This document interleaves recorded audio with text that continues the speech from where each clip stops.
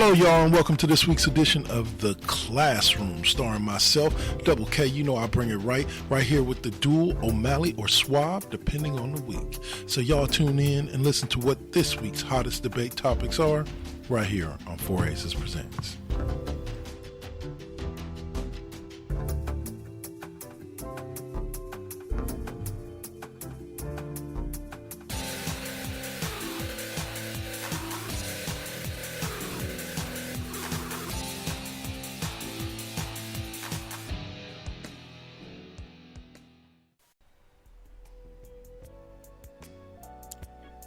The following Four Aces production is for mature audiences only.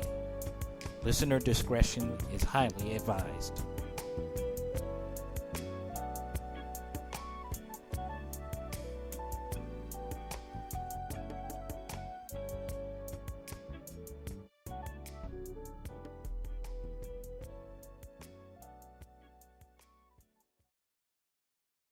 Hello, y'all. Hello. What is up? My name is Double KK Double, and you are listening in to the first ever edition of what is called Four Aces Presents The Classroom.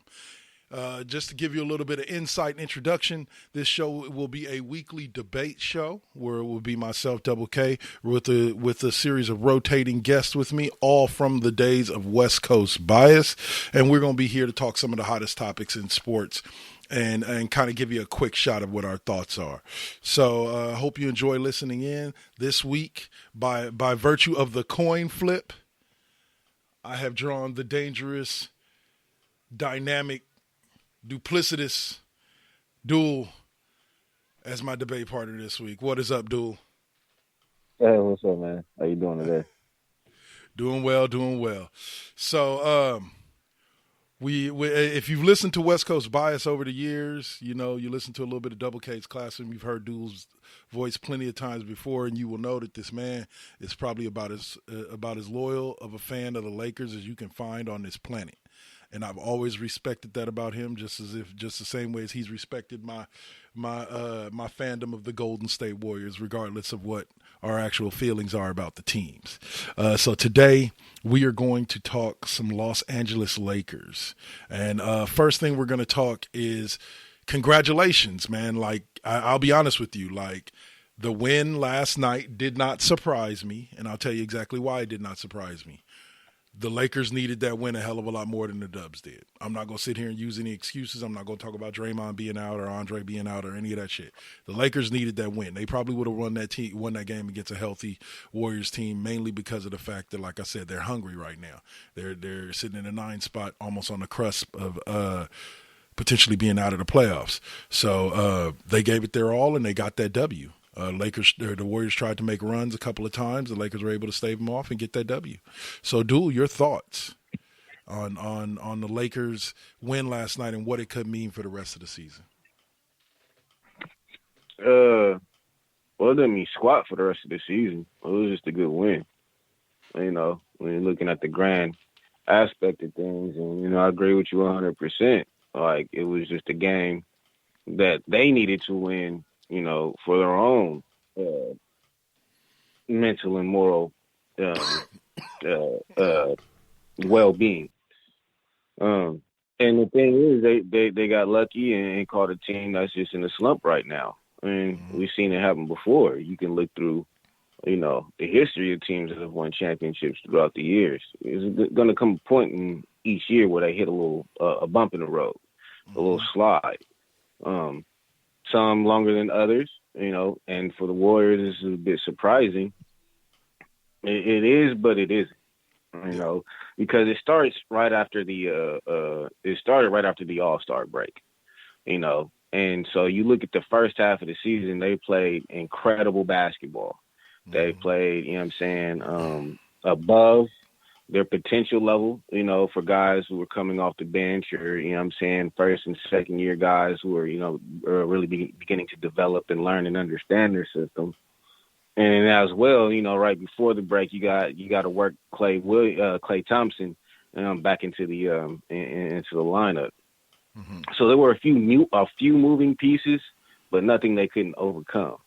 Yeah. But what that rest did, it kind of pumped the brakes on everything they were doing. When you're running what's the 100-yard dash, for example, right? You don't get to the 50-yard line and then stop and take a deep breath, and that's kind of what they've done. And that's just what it is. You look at the game that they played since the All-Star break, and I say 80% of them they should have won, or even could have won. But it's just that low. It's that mid-season low. We've hit this kind of this bump in the road. We lost one, and winning begets winning, and losing begets losing. So you may not have recovered from the last. You may not have recovered from the last game, and then here you are once again facing the same situation. Fourth quarter, getting tight. You let one slip away, and at the same time, you're not really as focused, you know what I'm saying? Because you've won so many games, you put yourself into a good position in a tough conference. Yeah. So for the Warriors, it was just okay. This is part of our struggle this season. We're going to overcome. We still have time to get out of this. Yeah. The Lakers, on the other hand, still haven't figured it out, and they haven't figured out for a number of reasons. But they still haven't quite figured it out. Anthony Davis hurt again, second time out the lineup this season, rotating lineups, new guys, new roles, new, just everything. Everything is different than it has been from the last two seasons. So the level of consistency that has been there from the top down is not the same. The only thing that's really been consistent is LeBron. But the lineup around him, the guys that have been in and out, there's no consistency there.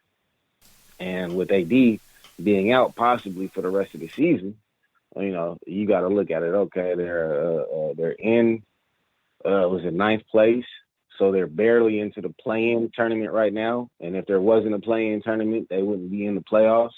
So let's just keep that. Let's focus on that aspect of it as well.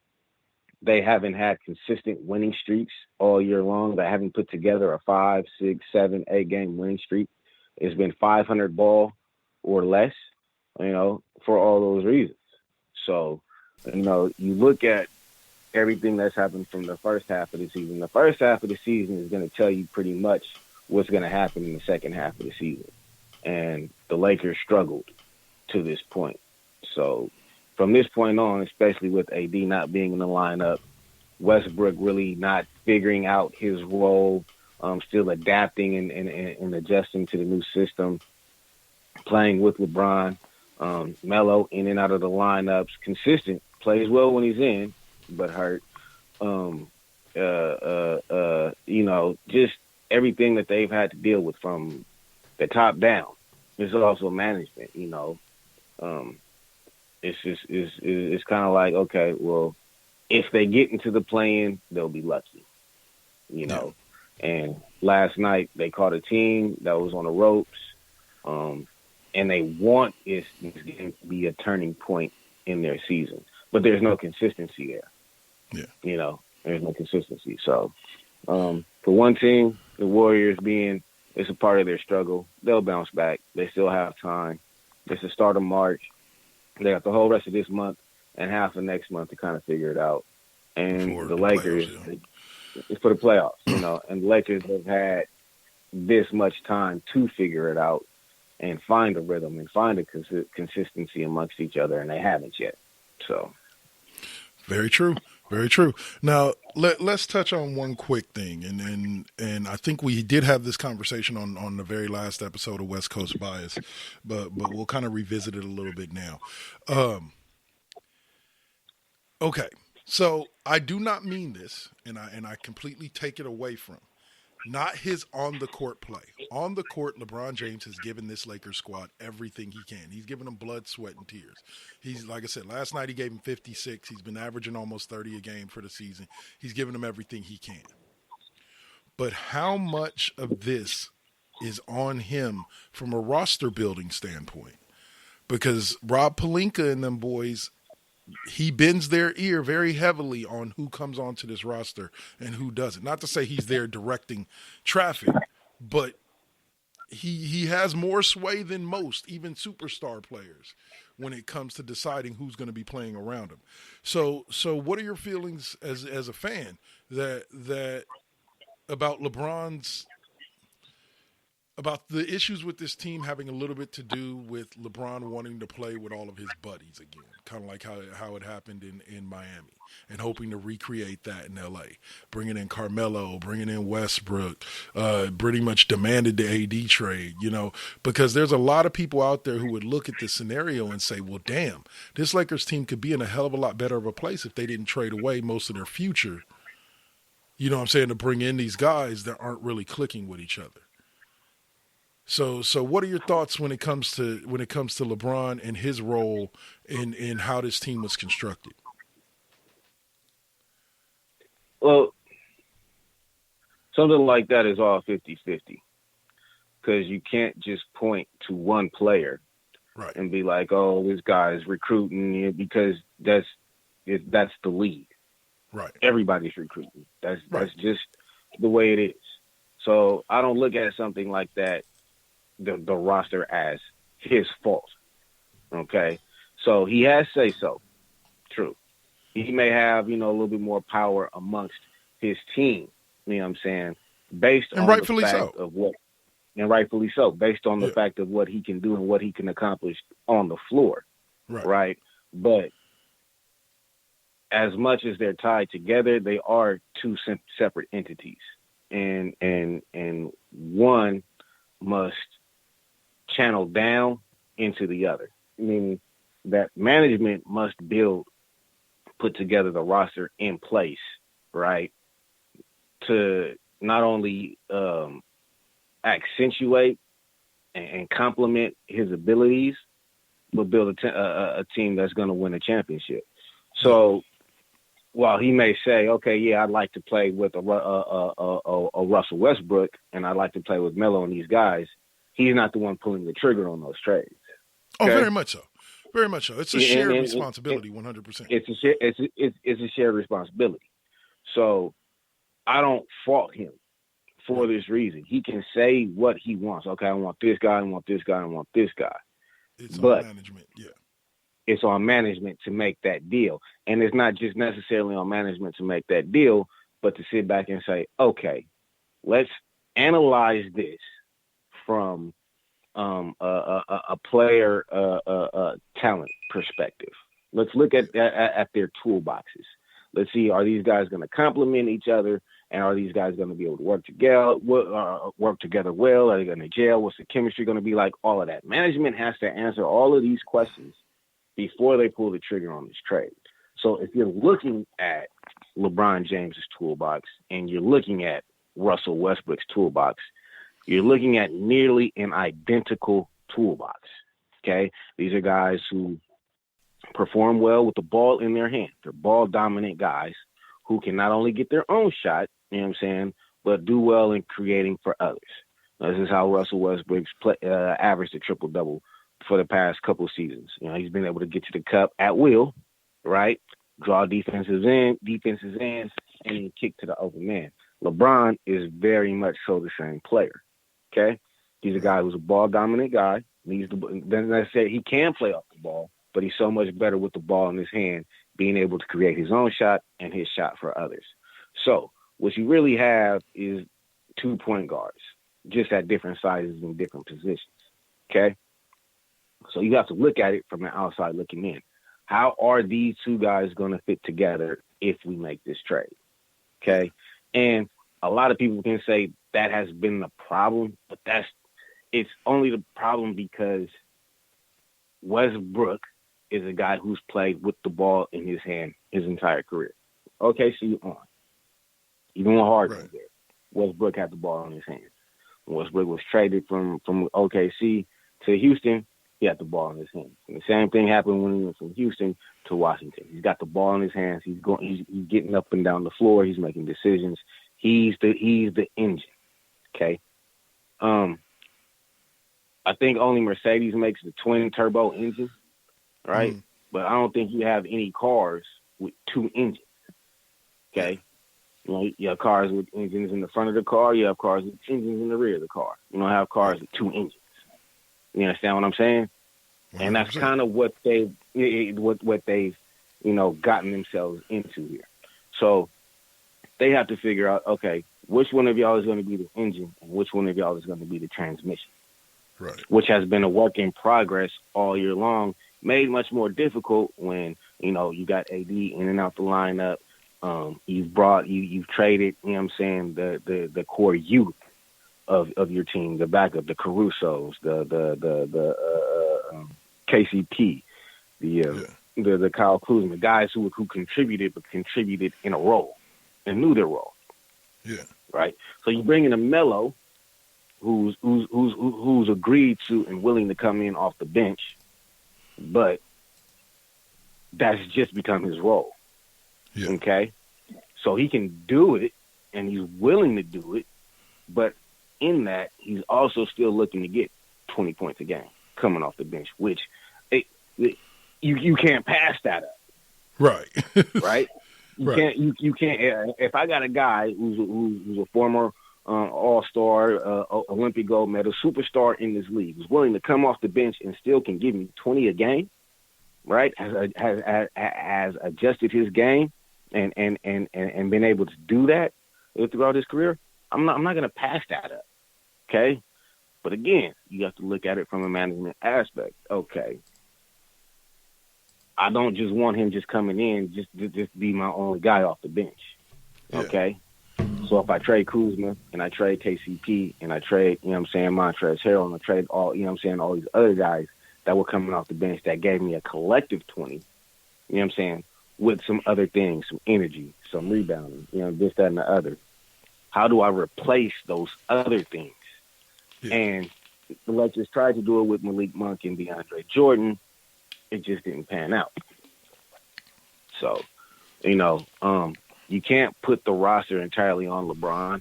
Oh, no. Yeah, he'd like to play with those guys. Yeah, he'd like to, He has his sway, and he was a part of the process, okay? Yeah. But he's not the guy pulling the trigger. So I even say it's maybe a 70-30 thing, 60-40. You feel me? But so I don't blame him. You feel me? Again, this starts from the top down. Yeah. This is, well, it was an experiment that just didn't go as planned. As planned, right? For sure. All right, so let's stop there. We'll go to a commercial break. We'll pick this back up after the promo break. But because there's a certain angle that I'm looking at it from, and I know you get it, but I just kind of want to reinsert that right quick. You're listening to The Classroom right here, or 4 Aces Presents The Classroom, right here on the 4 Aces Presents Radio Network, Spreaker.com, iHeartRadio, Spotify, Google Podcasts, Apple Podcasts, wherever you find your favorite podcasts, or you could even listen to our archived or syndicated episodes, as well as some new episodes like KD5P this upcoming Friday on Live 365. We'll see you all on the other side of the break. Peace. From the galactic depths of the comic book universe comes the ghosts of the stratosphere, ready to galvanize and energize your mind with the latest of comic book news and reviews. And why are you stopping me? Yes, that's much better.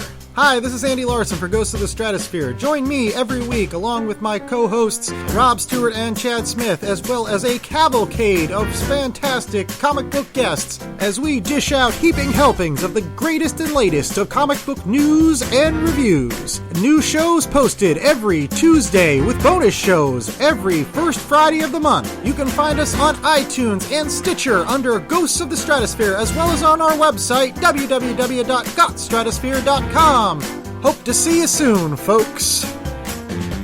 Hey guys, this is Venice, and I've got a message from a friend of mine about my favorite podcast. It's your boy, Flavor Flav in full effect. Check this out, everybody. I want y'all to go check out TJ. What's good, everybody? TJ Johnson here from Voice from the Underground. I am the most handsome. Big Has. And I'm smoking my cigar, of course. You know what I'm saying? The Dutch. You pick me up in an Uber and a PT Cruiser, I'm calling Lyft. Cause they be fighting the power, talking about social issues, politics, you know what I'm saying? And we're not even that good. Right, we're terrible. Terrible. Tangents all over the place. And not only that, but they be keeping it fun with the sports, music, comics, and movies too. Am I allowed to talk? I think no, not right now. Shut up, colonizer! You know what I'm saying? He on Twitter at VFU Podcast. So you can find them. So check 1, 2. This is Flavor Flav. Yeah, boy. Okay, what Flav was trying to say is, check out Voice from the Underground on your favorite podcast network. Voice from the Underground.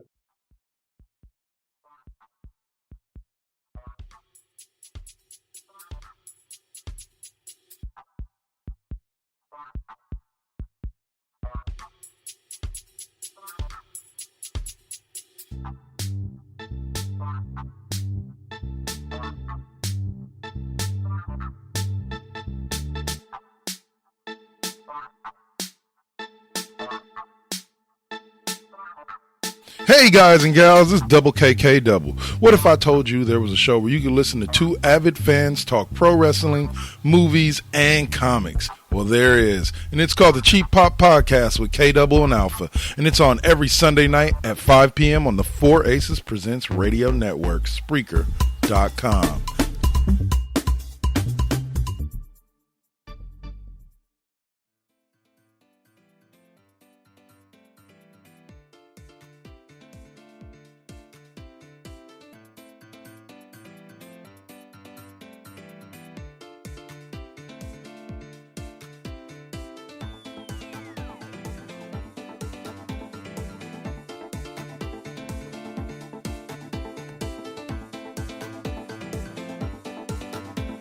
Imagine this. It's Friday night. You're at home wishing you can listen to an amazing playlist of some of your favorite music from the 60s, 70s, 80s, 90s, and 2000s. Pop, rock, whatever. Then take out your favorite podcast listening device and tune in to KD5P, otherwise known as K-Double's 5th period music class. Every Friday night from 8 to 10 p.m. Pacific Standard Time, K-Double brings you some of your favorite tunes live on the 4 Aces Presents Radio Network on Live 365.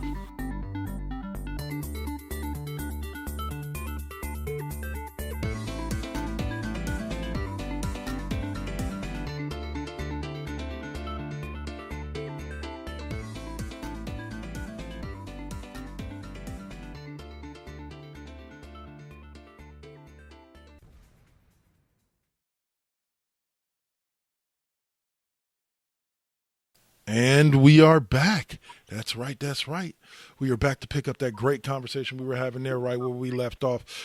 Basically, the angle I was talking about with the thing is I agree with you that it's definitely 70-30. The management pulls the trigger, and it's up to management to come back to that player when that star player says, I want to play with this person, and go, hey, are they really a good fit for our team?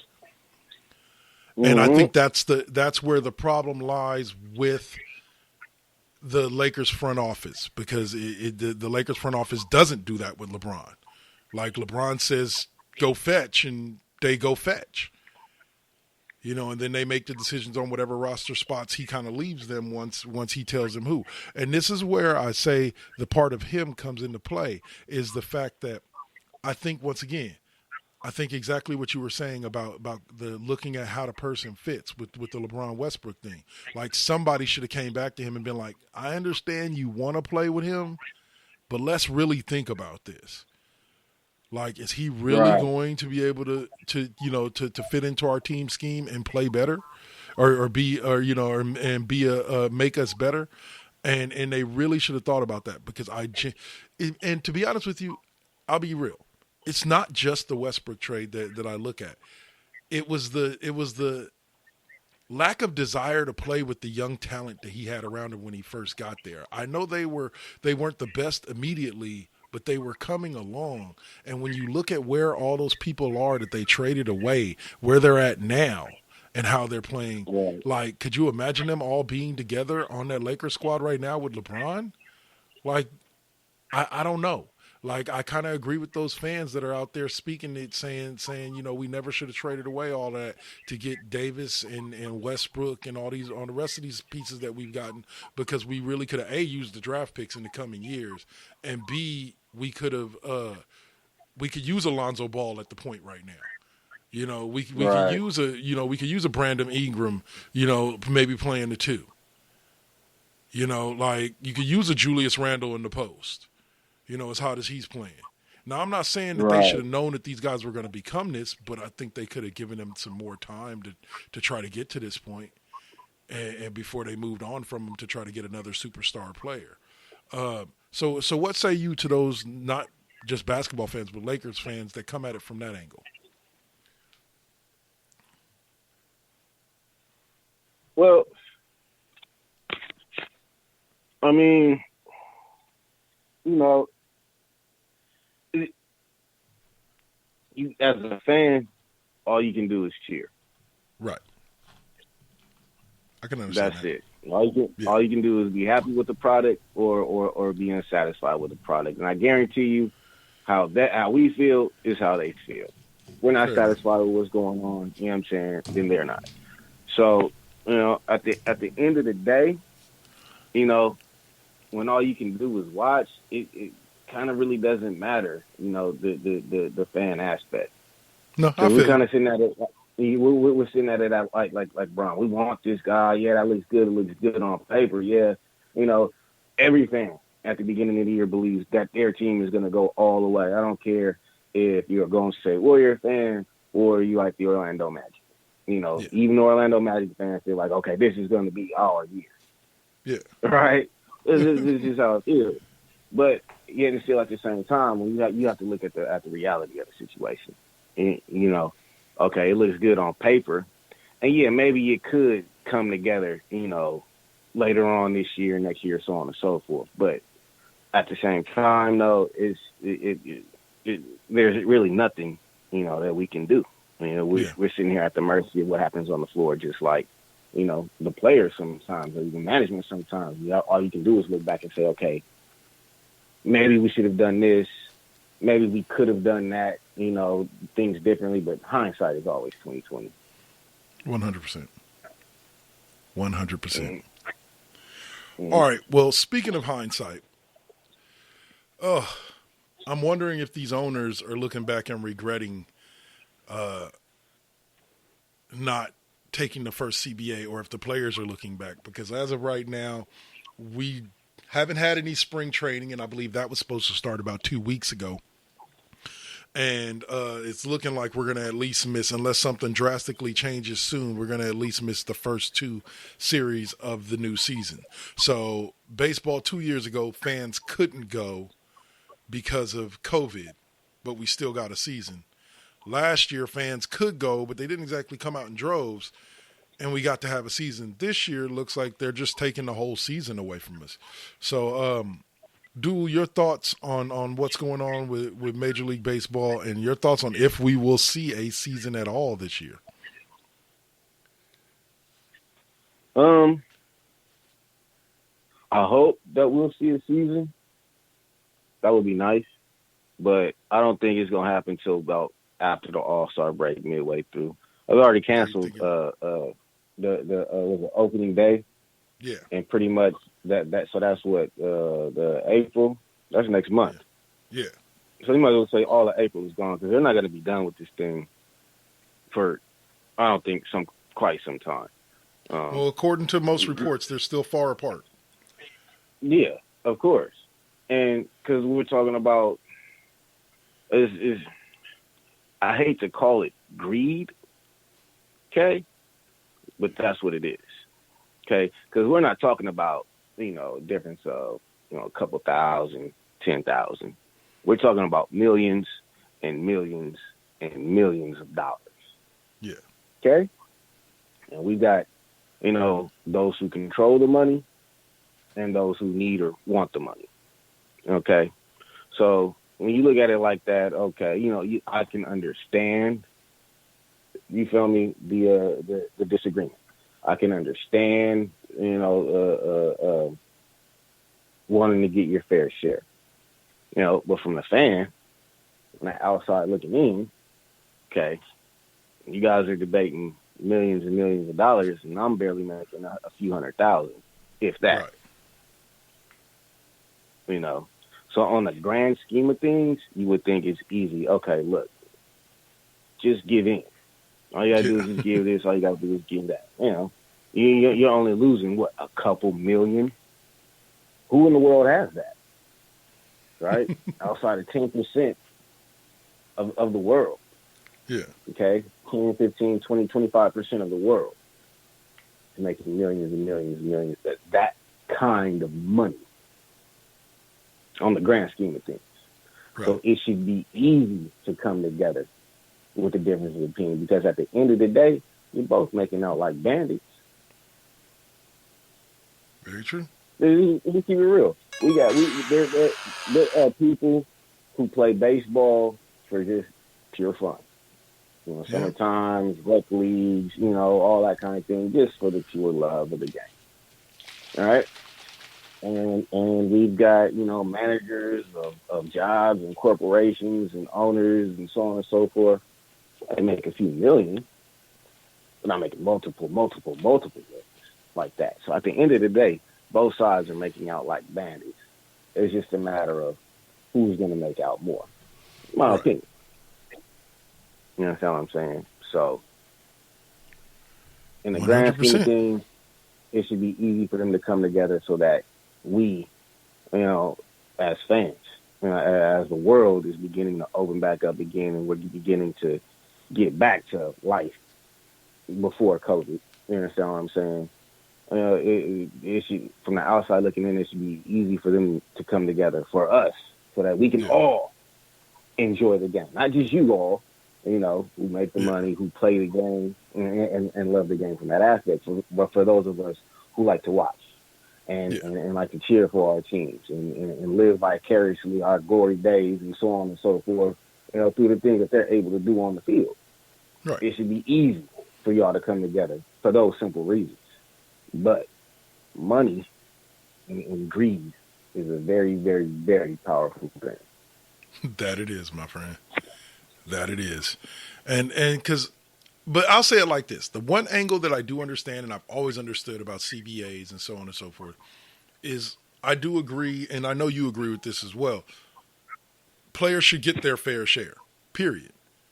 If owners are making billions, players should be getting their fair share. And a lot of the leagues try to make sure of that through the CBA and by donating that teams have to spend X amount of money on payroll or else they suffer fines and stuff like that, on payroll for the players. Like it has like something like 30%. But like I honestly believe that the owners wouldn't be hurt if they upped that to 40, 45%. And that would allow for them to have a lot more leeway with how much they're able to give a lot of these players. Even though I personally think the amounts that baseball players specifically have been getting recently, signing 10-year deals for like 400 and something, almost $500 million. It's like, well, fuck, how much more do you want? But then again, you think about it, out of 800-something players in major leagues, there's maybe only like 4 of them really making that type of money. There's maybe a handful of them, 10 or 12, which is really like less than 2% of the total amount is making that much. Or a little bit over 1% of the total amount is making that much. So I see greed on both sides because, like I said, really, I'll be honest with you. As growing up poor most of my life, hand me $1 million and I could set myself up for life. You'd be good. Right. You know what I'm saying? Hand me $1 million. Like, that's just throwaway money for y'all. Just throw it to me. Shit. But these people live more extravagant lives than I do. So they need their hundreds of millions. But to an extent, they earn it. They're the ones that put their bodies and their lives on the line to go out there, and in some cases their lives on the line, and sacrifice their future health in order to entertain us. So I feel that they deserve a good cut. But owners, I think they're trying to cut back because at this point they're trying to make back that money that they lost when COVID happened, that they lost off the gate when COVID happened. And they're trying to make it back off the players' backs. And that's the only part of this whole lockout thing that I think is wrong. just eat your losses, man. We all took losses. The players took hits because they didn't play a good portion of the season. They ended up playing a shortened season. Like, just let it go. But they won't. They're businessmen, and good businessmen don't do that. They try to recoup it however they can. So. Yep. But that'll do it for us for this week. Doual, I'll welcome you back the week of the 27th, and in which we'll have a lot more to talk about. The hottest topics in sports at that point. I want to thank you for joining me for this inaugural episode, Doual. Indeed. Thank you for having me, sir. For sure, for sure. We will always be number one, the number one. So next week, guys, join me on Sunday at 3, where I go live with Miss O'Malley. We'll probably be talking some Tom Brady retirement and some Warriors basketball. We'll get to more later. Doual, it's been wonderful. Talk to y'all later. Peace.